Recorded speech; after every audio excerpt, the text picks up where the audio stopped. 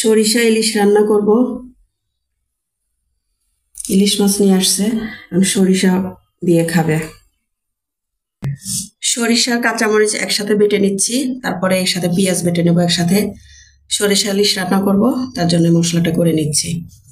Hello, আসসালামু আলাইকুম everyone, সবাই কেমন আছেন? আশা করছি ভালো আছেন। আমি আলহামদুলিল্লাহ ভালো আছি। এই যে মশলাটা কষাতে দিলাম, একটু পরেই তো ফোটা শুরু করবে। মানে ফোটা শুরু করলে ডেঞ্জারাস অবস্থা হয়, মানে ছিটতে থাকে শুধু। আর সাথে করব পোলাও। আমাদের তিনজনেরই সরিষা ইলিশ দিয়ে পোলাও খুব পছন্দ। মেয়ে বলতেছে সরিষা ইলিশ যেহেতু তাহলে পোলাও করো।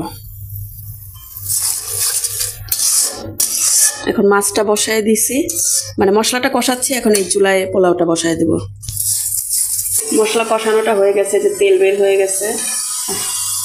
ক্যামেরায় আসল কালারটা আসতেছে না কোনোভাবেই, সাদা লাগতেছে। হলুদ কালার হবে, কারণ আমি শুধু সরিষা ইলিশে শুধু হলুদের গুঁড়া দিই, মরিচের গুঁড়া আমি কখনো দিই না। আর সরিষা বাটার সাথে আমি কাঁচামরিচটা বেটে দিই, আর আস্ত কাঁচামরিচ দেব মাছ দেওয়ার পরে। এখানে শুধু লবণ আর হলুদের গুঁড়াটাই পরে দিই।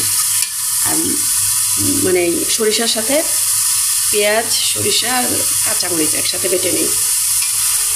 যে তেল বের হয়ে গেছে, এখন মাছগুলো দিয়ে দিব।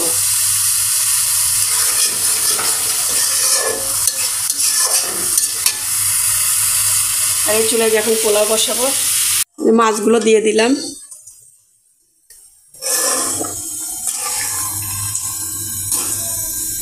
আর এদিকে যে কলার চালটা ভেজে নিচ্ছি।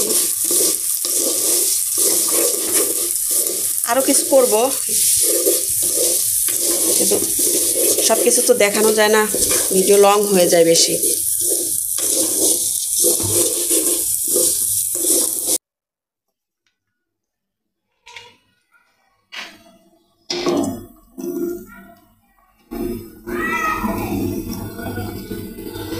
কাঁচামরিচ তো আমি সরিষার সাথে বেটে দিচ্ছি কয়েকটা।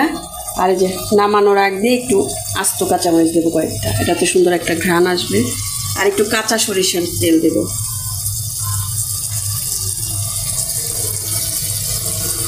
নামানোর আগে যখন কাঁচা সরিষার তেলটা দিবেন, খুব সুন্দর একটা স্মেল আসবে, খুব সুন্দর একটা কালার আসছে।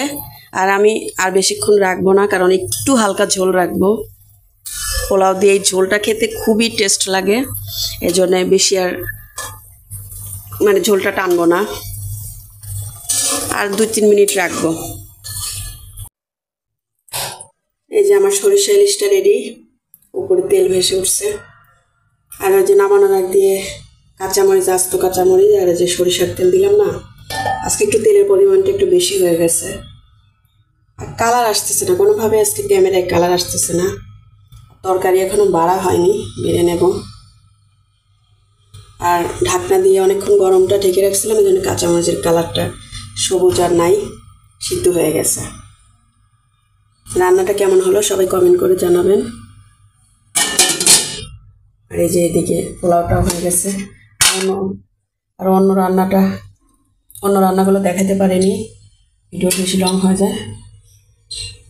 আজকে ভিডিওটা এ পর্যন্তই। নতুন একটি ব্লগে আপনাদের সাথে আবারও দেখা হবে। সে পর্যন্ত সবাই ভালো থাকবেন, সুস্থ থাকবেন। আর আমার ভিডিওগুলো ভালো লাগলে লাইক, কমেন্ট, শেয়ার করে পাশে থাকবেন। আমার ইউটিউব চ্যানেলটা সাবস্ক্রাইব করে দেবেন। আমার ফেসবুক পেজটা সবাই ফলো করে সাথেই থাকবেন। আল্লাহ হাফেজ।